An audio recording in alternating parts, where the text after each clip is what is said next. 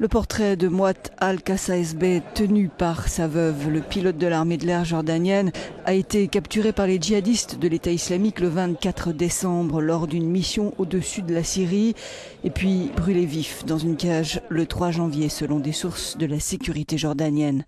Euronews a interrogé l'ancien général jordanien Fayez Al-Doueiri. Pourquoi cette forme d'assassinat encore plus brutale que les décapitations?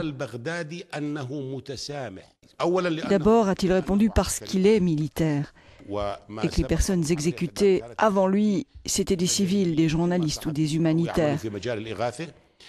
Les chefs de Daesh se sont posé la question dès le premier jour de la capture du pilote. Quelle façon la plus exemplaire pour exécuter le pilote jordanien? Moi, j'ai lu certaines réponses selon lesquelles il fallait l'exécuter en autodafé, en le brûlant.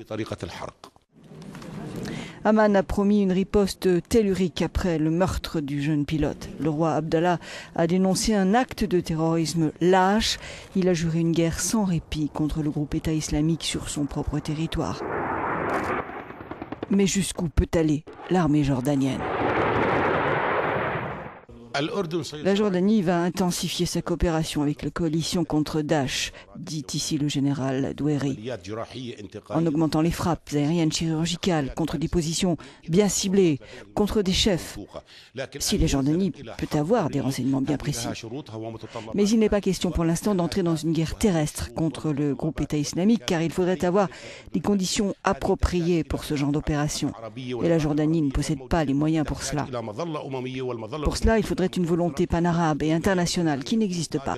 La Jordanie ne peut pas s'aventurer dans une guerre au-delà de 350 km de sa frontière. Après avoir soudé les Jordaniens derrière leur roi, l'onde de choc provoquée par ce meurtre s'est étendue à tous les pays arabes.